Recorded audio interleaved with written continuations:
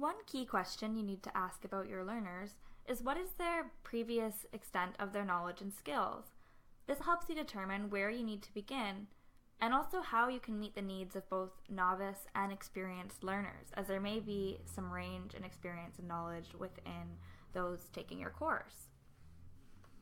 It's also important to think about why your learners are participating and how motivated they are to learn about the topic.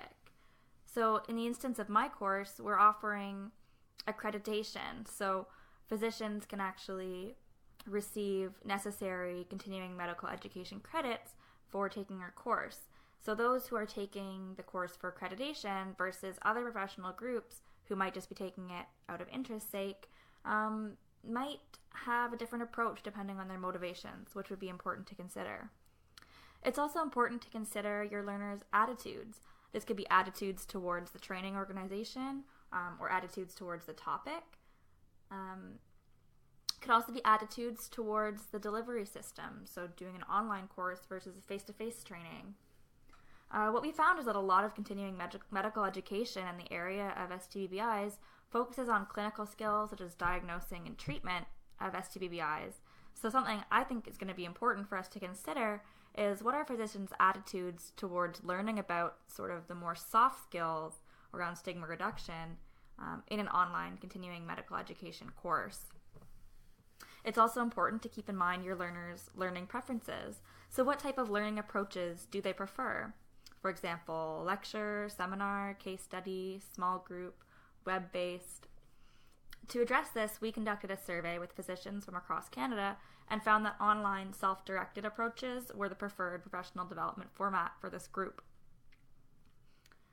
It's also important to consider what kind of mistakes your learners are currently making and why.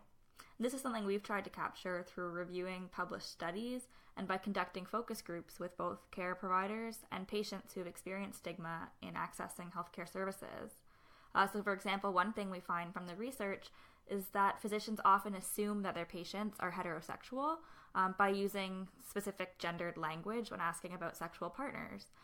This is something that really boils down to the assumption of heterosexuality in our culture and assumptions that providers might have. So this is something we try and tackle in our training, and we find it's quite an easy thing to fix, but a very common mistake that providers make. Now we know what questions we should be asking, but how do you actually collect this information? So some of the methods I already mentioned that we've used in our work are surveys of the learners or target audience, conducting focus groups or interviews, and referring to published studies that describe relevant demographic information or characteristics of your target population.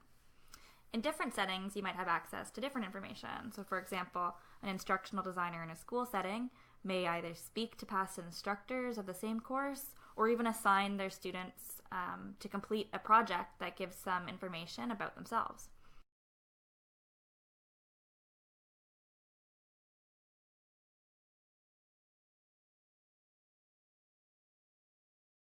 Created using Powtoon.